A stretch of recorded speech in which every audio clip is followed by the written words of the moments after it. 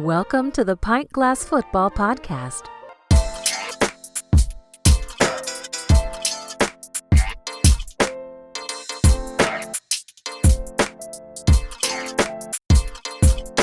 Pint Glass Football. I'm your host, Brad Fowler. What's up, PGF Nation? Today, we start our NFL divisional previews, and we're going to start it off with the NFC East. But joining me, like always, my co-host, Alex Higdon. Alex, what is going on? Hey, Brad. We are now currently 36 days, 35 minutes, 24, 23, 22 seconds away from NFL football in terms of day one, the season. However, this Thursday, we get the Hall of Fame game. So football is officially back as of Thursday. Oh, man, football is back. I love the Hall of Fame game, man. Alex, do you watch the Hall of Fame game? Is that one you watch? It is one that I watch, and as we know, it's Chicago versus I can't think, so we'll produce on air. Texans, I think. Texans, okay, and then we know that none of the starters will be playing, so it will be a lot of rookies and then second and third string and fourth, and I guess fringe guys that we'll see for the most of this Thursday game. Yeah, for sure. You don't see a lot of star power, obviously, in these games, and I think the preseason has become less and less valuable, but it is a lot of fun. I love that they play the game in Canton, the whole atmosphere of it. I love how you get all the interviews with all the Hall of Famers that are going into the class. It's just a really cool way to kind of kick off the football season. I know it's not the regular season, but just a really cool way to kick off the year of football ahead. And so I'm a big fan of it. Me and the wife, we're going to get some chips and dips and drinks, and we're really going to enjoy it because I love watching this game regardless. I know it doesn't mean anything, but I think for most football diehards and most of you out there, PGF Nation, I'm sure you're excited for this game too. And just knowing that football is right around the corner. College football starts in a couple weeks. We're only a couple weeks out from the regular season starting as well. So it's pretty amazing stuff. And it's time, Alex, to get some predictions in, to get some previews in on these divisions. Let's start with America's team, the Dallas Cowboys, of course. Alex, look, I'm going to get out of the way. Should I hold you back here? Because I feel like you're going to beat these guys up. We've been talking about this for a while. We've been teasing this for a while. You've been wanting to put the beat down on Dallas here. So here's your chance, Alex. How about it? Okay, Dallas Cowboys. I would say buckle your seatbelt, but it's not going to matter. You're going to fly out the window regardless. So Dallas Cowboys, you're bringing in Mike Zimmer as your defensive coordinator. There was a lot of talk coming out of last season's playoff, I would say run, but they fell. But against Green Bay, that there were a lot of more defensive issues than there were issues to really truly blame on Dak. So you bring in Mike Zimmer as the DC, and you return Mike McCarthy. He's on his 12 games, 11 games since he's been in Dallas, but he is on the proverbial hot seat simply because it's Dallas and the other team. He's probably sitting looking at a contract extension. However, again, this is Dallas. So what we're looking at is Mike McCarthy going into his last year. We've discussed ad nauseum, and we don't really need to get into anymore, but you're also looking at Dak in his final season going into free agency, as well as CeeDee Lamb. Of the past few seasons that Mike has had, he is now due for a contract as well. This is a very top-heavy team. They didn't really truly address the linebacking core. The run defense has been their biggest issue. We don't know what they're doing with Mozzie. That guy is kind of all over the place. They had him lose damn near 100 pounds, so we don't even know what they're doing with Mozzie. I don't have any faith in Dallas this year. I think this is the year that they fall. And when I say fall, I don't mean flat on their faces. I currently have them at 9-8. I just think this is going to be a down year for the Cowboys. A lot of reevaluating for the Cowboys. I think there's going to be a lot of evaluating. I am not big on the Cowboys this year at all. Yeah, a lot of changes in Dallas, and not necessarily for the better here. Now, look, Dan Quinn, as you mentioned, he goes and takes over the head coaching job in Washington. Obviously, we'll talk about them in a minute. But he also took a lot of their in-house free agents, to Washington with him. This is a team that just really had a terrible offseason, Alex, and you hit on it. We didn't love their draft picks. Thought they had some guys that were decent picks, but we didn't love this draft. I think even the most optimistic Cowboy fans have to have real concern with the lack of improvement to this roster in the offseason. Now, look, their key additions are mostly through the draft. You bring back Zeke Elliott, a guy who's clearly past his prime. Eric Kendricks, linebacker, another guy past his prime. How much good football does he have left? And you lose guys like Dorrance Armstrong, Tyler Biadasz, Dante Fowler Jr., Stephon Gilmore, Jonathan Hankins, Tony Pollard, Tyron Smith, Leighton Vander Esch. I mean, this is a lot of veteran, key, talented players for this team that are gone, and they didn't do a whole lot to replace it. This team is going to be really dependent on a lot of young guys to step up and be contributors early for this team. They desperately need a third wideout to help CeeDee Lamb and Brandon Cooks. And look, Brandon Cooks looks like he's probably entering the downside of his career. This team has yet to finalize extensions for Lamb, Micah Parsons, and they're facing the contract dilemma with Prescott. You mentioned that. Look, guys, go check out our YouTube video on that we did earlier this offseason. But look, the Cowboys lost a lot of their depth, especially on that defensive line. And this is a team that already couldn't stop the run last year. I'm with you, Alex. I have real concerns with Dallas. I think they take a step back this year. The season win total, according to FanDuel, is 10.5 wins. Look, I'm taking the under. And Alex, I know you said you're looking at about a 9-win team. I'm with you. I'm taking the under here. I think they take a big step back from that 12-win team that we've seen consistently the last few years. And quite frankly, I think Dak Prescott is playing quarterback somewhere else next season. Perhaps for those Raiders, or rather my Raiders for the most part. But yeah, Brad, and this is not, let me be clear. This is not necessarily a bad team. It's just that you have a lot of looming concerns coming towards the end of the season. To or not to trade Micah. Do we sign, or who do we sign out of the three? Do we keep all three? What do we do? And I think that is going to permeate over to those players and as well as the play calling. And we mentioned the players, but let's also mention Mike McCarthy, who I think is tied to Dak Prescott.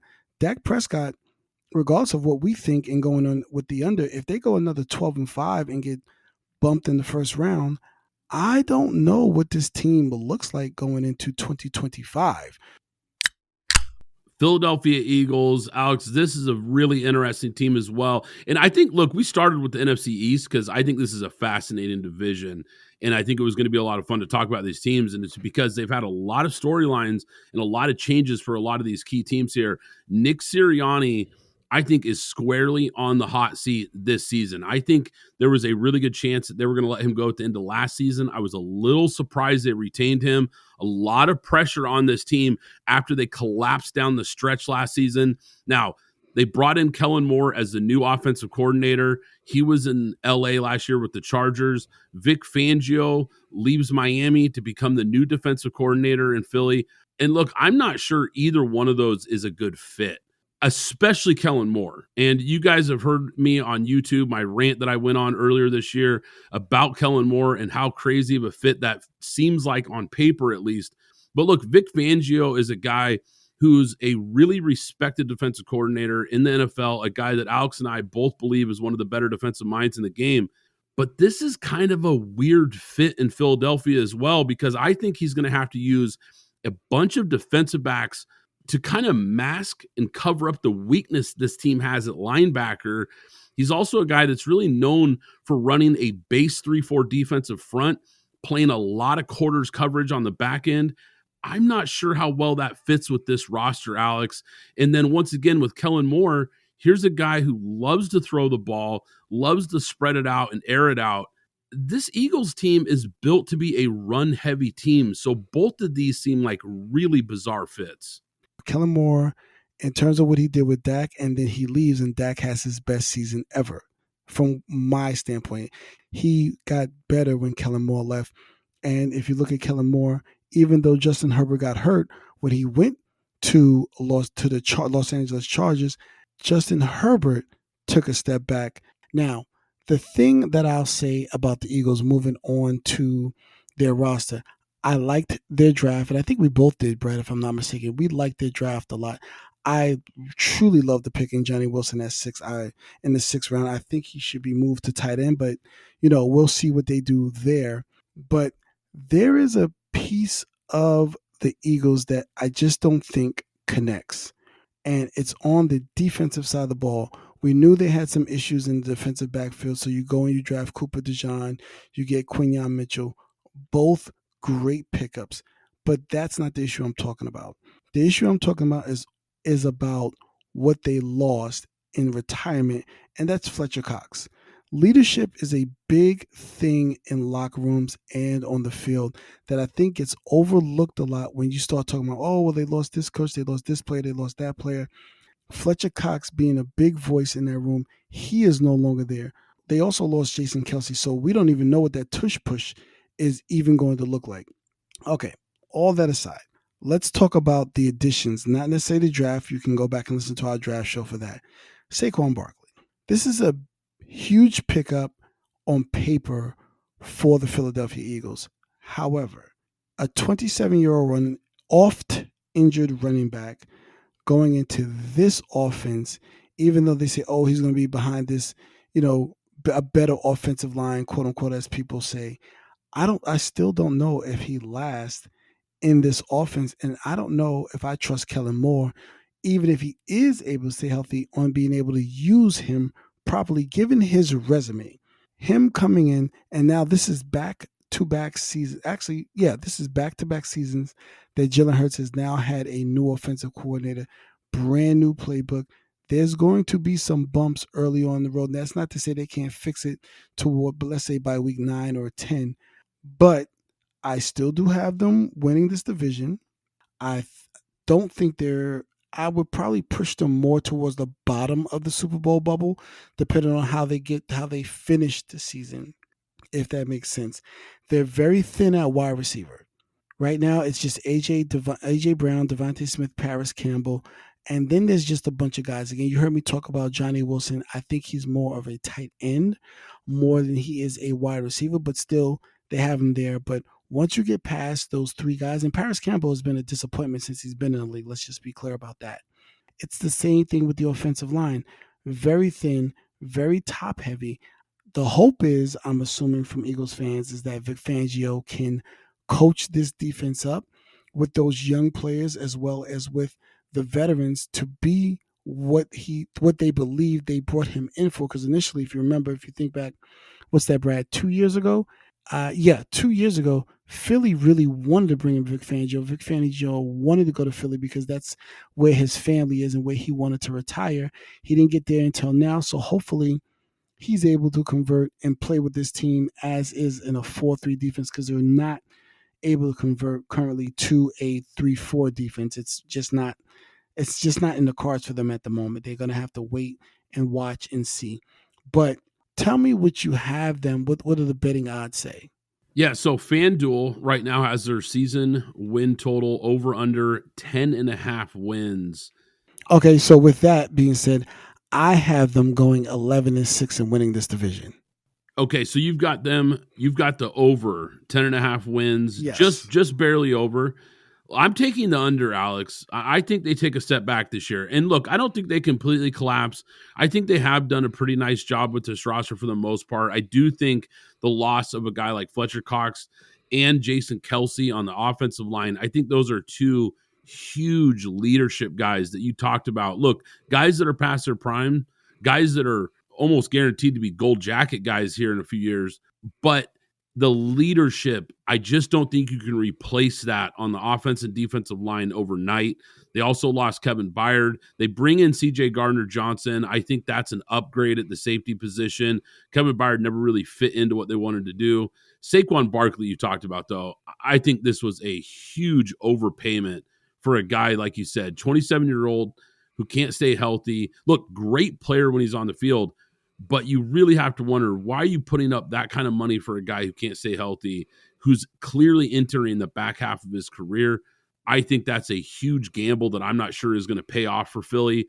They bring in Mekhi Becton from the Jets, a guy who also can't stay healthy, never really lived up to his draft status. Paris Campbell, not even sure why he's in the league anymore.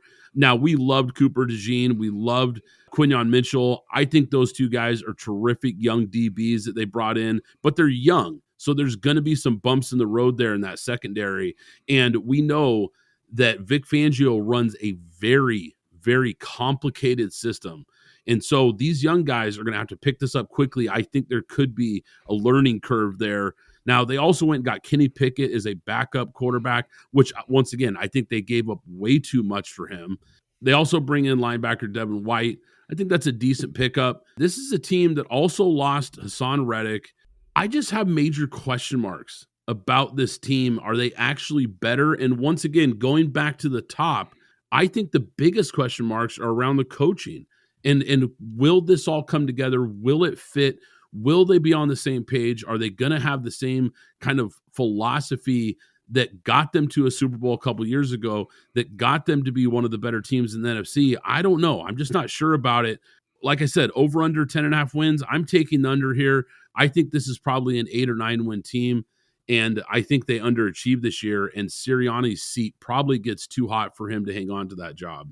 So this is going to be interesting. So two things. One, early hot take. Bill Belichick will be the coach of the Eagles in 2025. Whoa. Second thing, if you're taking the under on Dallas and you're taking the under on Philly, I cannot wait until we get to these next two teams. Let's do it, Alex. How about let's start with the New York Giants. This is a team that, look, I don't think there's big expectations for this team, and I get it. Because from a talent standpoint and a roster standpoint, they don't stack up with Dallas and Philly. And I totally get that. But I think quietly, they've actually had a pretty nice offseason, Alex. Yeah, so the Giants.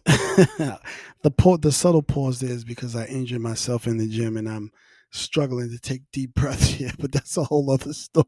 And Brad made fun of me, everybody, so you should get on Twitter and clown Brad for clowning me. But that we'll get to that later. Okay, we already talked about the draft, so I'm not going to go too far into that. The Giants did something that I really like. They doubled down on the defense. Now, this team last year was towards the end of the season got better defensively. As a GM, when you look at that and you go and you draft the best safety in the draft, Tyler Nubin. Yeah, I said I was going to talk about the draft, but we'll talk about the draft, but whatever. And then you go and you trade for Brian Burns to go along with Kayvon Thibodeau as well as Dexter Lawrence up front. But now you have a formidable defense with two clear-cut premium, well, I'll say one premium edge rusher in Brian Burns because he's proven, and a budding premium edge rusher in Kayvon Thibodeau. Who are you going to double team? Because Dexter Lawrence is in the middle, and whether he gets a sack or not, that pressure. And whether I press you to the right or to the left, there's Kayvon Thibodeau and there's Brian Burns awaiting arms. So what are you going to do there? They finally kind of got some steadiness, like I said, the middle linebacker and Bobby Okokere. And then the wild card. And that wild card, for me, is Isaiah Simmons. I don't know where he's going to be playing at yet. But this is a guy from Clemson to even the Cardinals who was playing middle linebacker, outside linebacker, cornerback, and both safety positions. A complete wild card player that you can really put anywhere, and he's not a deficiency at any place you put him on the field, whether it be linebacker, corner, or cornerback. He can cover tight ends. He can stick with the slot wide receiver. He has athleticism. Let me be clear. He has athleticism to stick with the slot wide receiver. And then he also has the ability to play at a high level if you want to put him there at either safety position. So he's a wild card that you can, that's that deuce of diamonds if you play spades properly. You can really put him anywhere and he will enhance that team. So whether you're in quarters, dime, nickel, this is a guy that you do not have to take off the field should you choose not to. But I think the issue is, and something I just really went on a tear about the defense because I think they have the propensity to be a top. You know what? I'm confident to be a top 10 defense this year. But the issue is only going to come in one spot, and it's going to be the quarterback position. Daniel Jones. What is Daniel Jones? This is potentially his last year because they can cut him with a smaller cap hit at the end of the year, or do they stick with him and he shows up to what they thought the first year that Brian Daboll took over? but you also lost Saquon Barkley, even though we said what we said in terms of the Eagles. But for this team, he was a huge offensive weapon. But you bring in Devin Singletary, who had a nice year in Houston. However, they did bring in Malik Neighbors. They still have Darius Slayton, Isaiah McKenzie, Wan'Dale Robinson, and Isaiah Hodgins, guys they went to the playoffs with when they really had nobody.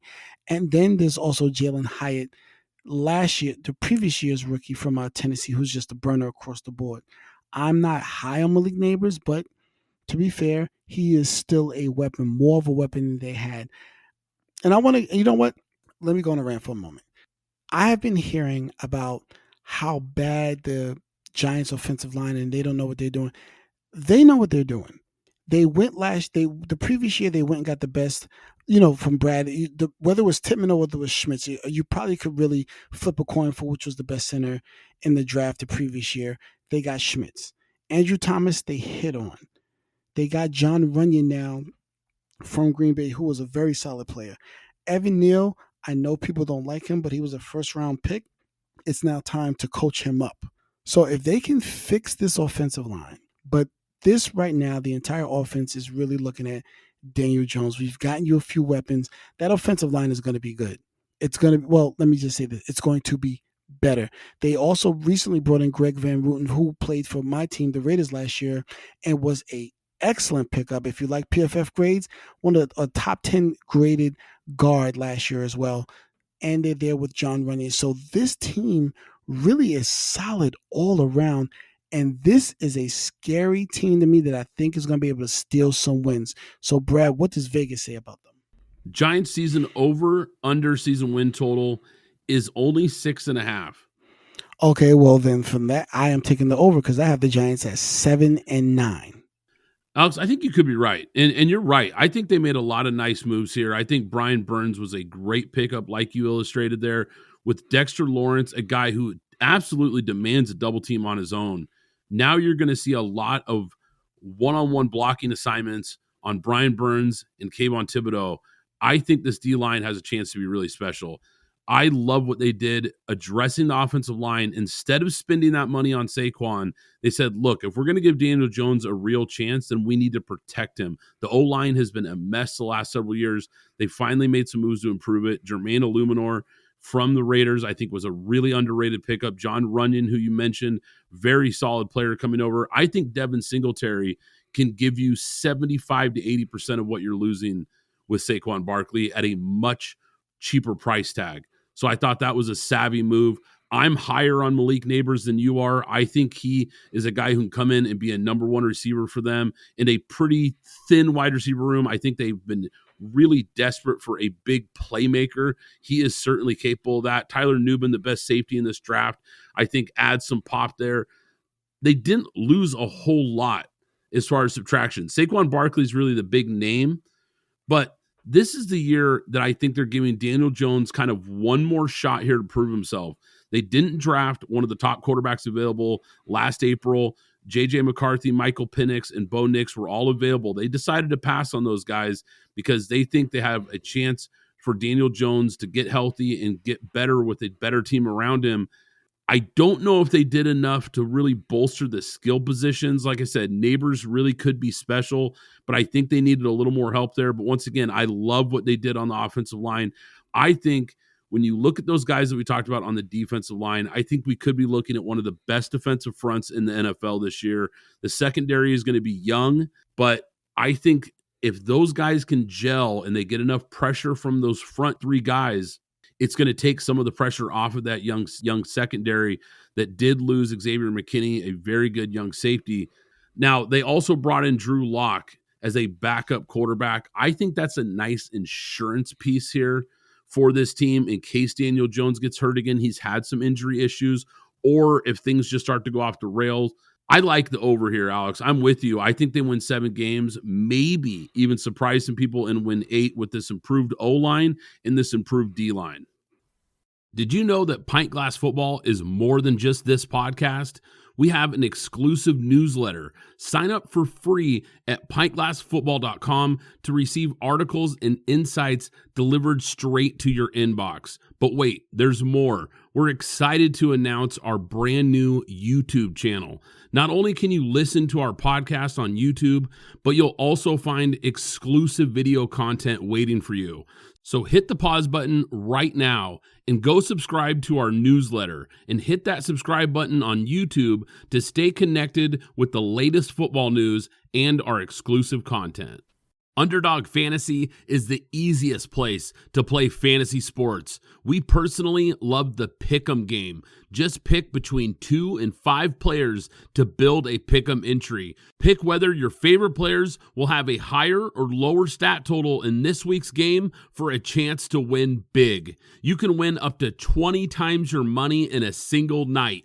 Download the Underdog Fantasy app and sign up today with promo code PGF. That's promo code PGF to claim your special pick plus first-time deposit offer up to $250 in bonus cash.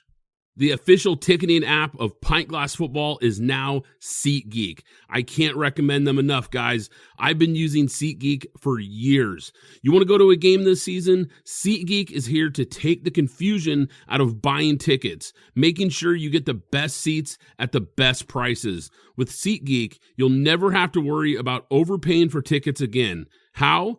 They put a 0 to 10 score on each ticket, so you know you're getting a good deal.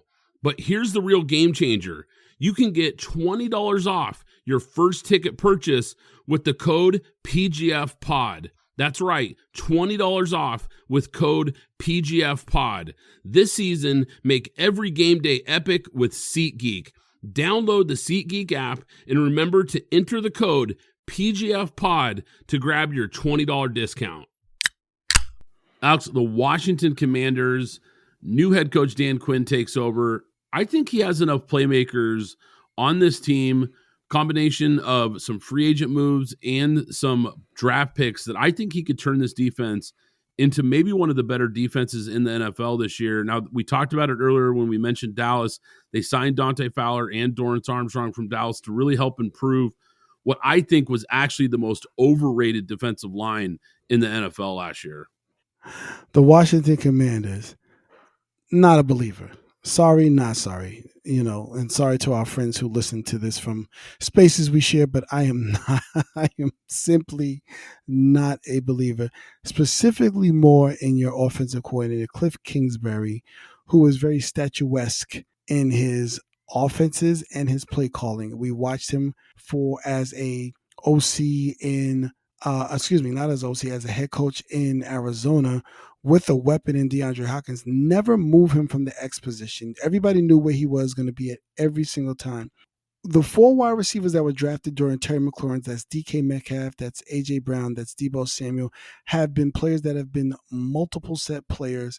However, Terry McLaurin, I think, is a guy who has the speed and who has the wherewithal to be, I don't want to say a top 5 receiver, but he's capable of having a few top 10 seasons in his career, and I still don't think he's going to be able to reach it with Cliff Kingsbury as the OC. Why am I mentioning Cliff Kingsbury? Is simply because he's also going to be the guy that's going to have to develop Jaden Daniels. I am not a believer in Jaden Daniels. I think he's one heck of an athlete, but I don't think Cliff Kingsbury is the guy that's going to be able to bring him along. Dan Quinn is a defensive head coach, so the offense is solely going to be on Cliff Kingsbury and the rest of that offensive staff, and I am not a fan of Cliff Kingsbury at all, so I do not believe in them. So offensively, I think they're going to have a lot of struggles. Now, what I will say is, fantasy alert, Jaden Daniels is a guy that you should probably take around maybe the 10th, depending on how big your draft is, maybe the 10th, between the 10th and the 12th round, because I think he's going to run close to 1,000 yards because there's not going to be a lot of open receivers. I do like Terry McLaurin. I do like Jahan Dotson. And I actually do like Luke McCaffrey in the slot. I think he'll probably end up being their leading receiver in terms of catches for the most part, because I don't think that he's going to have Jaden Daniels going to be afforded the time to do a lot of things they need to do, because they did not fix that offensive line from my standpoint. Now, that's not really their fault. There wasn't a guy on the market that they could have really gone and gotten. They went and got Nick Allegretti from KC. He was the backup. Yes, he did very well, in a backup in the backup role for Kansas City during their playoff run. They got Tyler Biotish from Dallas, as you mentioned earlier when we were talking about Dallas, that Dan Quinn did take some players with him. Sam Cosmi is a borderline Pro Bowl, all-pro player, so he's very good. And then they picked up Andrew Wiley from KC as well. Now, I do like Zach Ertz because now you get some veteran leadership as an offensive weapon. I do like the pickup of Austin Eckler. This is a guy that is the funny thing is me and Brad was literally just having a whole conversation in regards to the team that he previously came from in the Chargers. But I do like him in this secondary role and Brian Robinson as the lead back.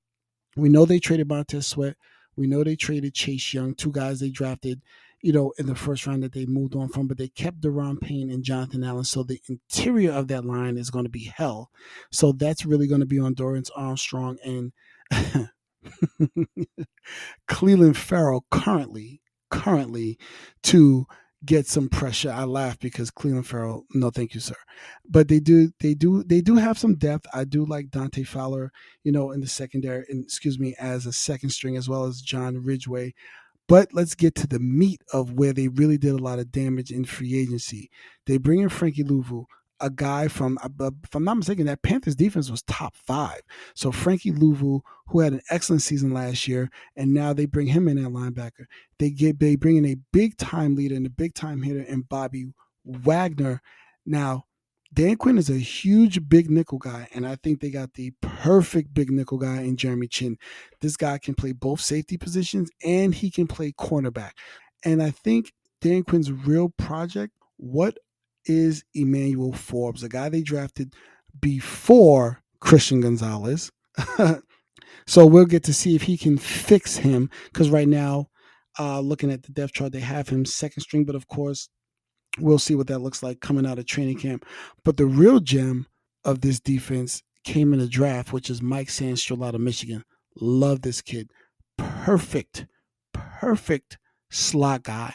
So I even expect the defensive backfield to be a lot better. And Dan Quinn being the defensive head coach, I expect this defense to take the jump back up to where they were a year before, into that top 10 where they were.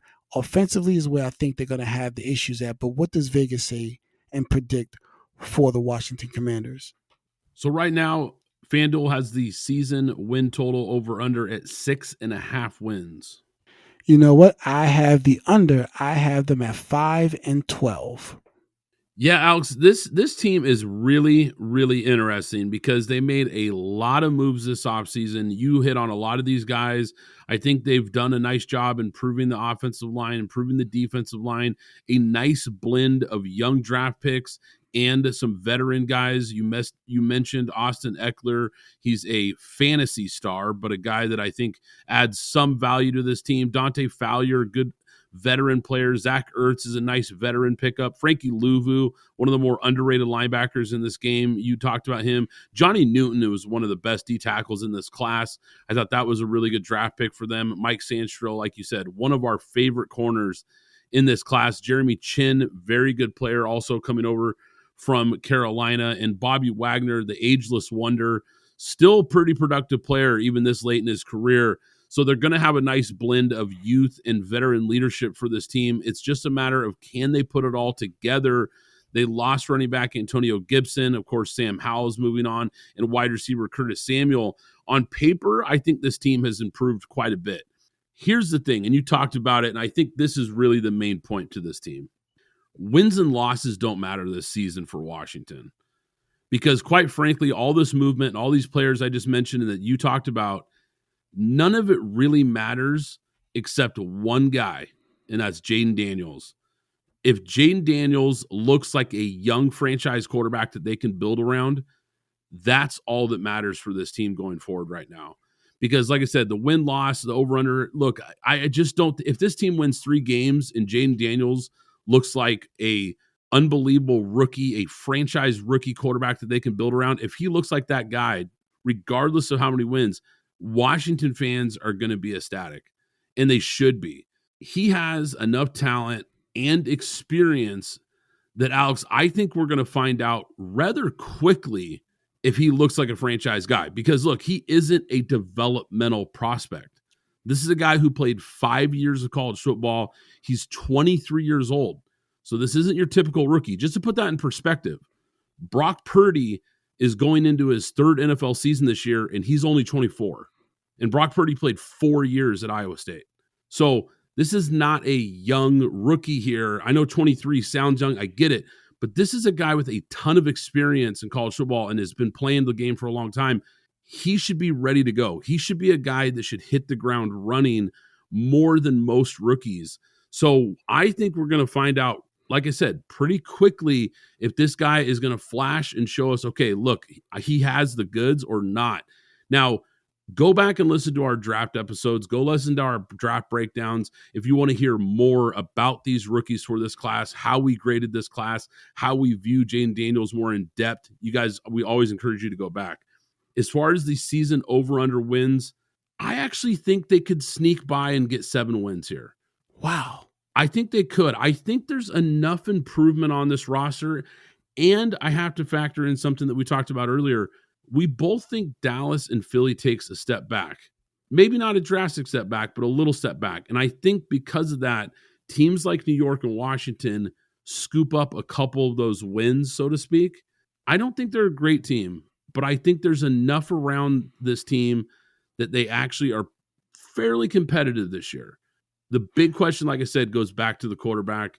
And I'm with you, Alex, I do think there's major question marks about the coaching hires. I'm not a big believer in Dan Quinn as a head coach, and I'm definitely not a believer in Cliff Kingsbury. So this could easily go off the rails just as much. So fascinating team in Washington all the way around. So right now, from you, what I hear is you basically have this division in a crunch where it looks like, if I'm not mistaken, you don't really have anybody running away with it with double-digit wins, where everybody's kind of close together, a drop pass here, a tip ball there, and the Giants could possibly make the playoffs. Because right now, as I see it, I think only one of these teams, the way we have it set up, possibly only one team from the NFC East could make the playoffs. This has really been between Philly and Dallas. They've kind of been the heavy favorites. And look, they're the heavy favorites again this year. But I do think that they take a step back. I think Washington and New York each take a step forward. And all of a sudden, these teams get a little bit closer than I think a lot of experts think. So it would not surprise me if we see a lot of teams kind of bunched together here in this NFC East, where a couple key divisional games could really mean a lot coming down the stretch. And you know what, again, Brad, before we close, I just want to say, I know I probably sound like I'm Darth Vader. Brad was making fun of me earlier. I injured myself trying to work out and pulled a muscle where I thought I was having a heart attack, and he consistently made fun of me for about an hour today, along with some of our other friends in a space that we share. So I apologize to PGF Nation if I sound like Darth Vader, trying to breathe carefully, because any full breath makes me feel so. I would like to consider myself like an NFL player, wrapping myself up and performing today. Alex, we got to give him a round of applause here. Playing through the pain here, playing through injury. That's what it's all about when you're talking about football. If you enjoy the podcast, do us a favor and subscribe, rate, and review on Apple Podcasts, Spotify, and YouTube. Once again, I'm Brad Fowler. He's Alex Higdon. This is Pint Glass Football, and we'll catch you next time. Thanks for listening to the Pint Glass Football Podcast. Be sure to subscribe and follow us on Twitter at PGF Podcast.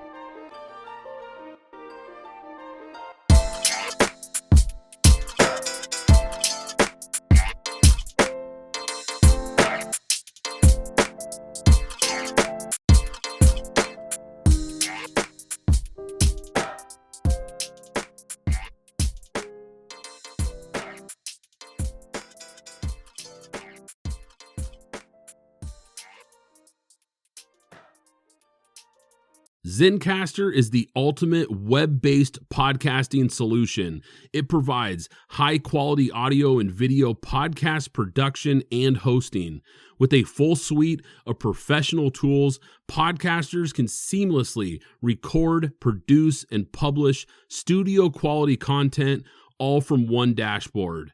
Zencastr's post-production process takes the headache out of audio production.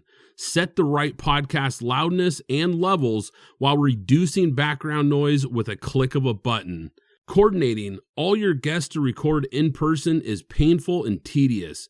Easily invite up to 11 participants per recording with one click. Go to zencastr.com/pricing and use my code PGFP, and you'll get 30% off your first 3 months of Zencastr Professional. I want you to have the same easy experiences I do for all my podcasting and content needs. It's time to share your story.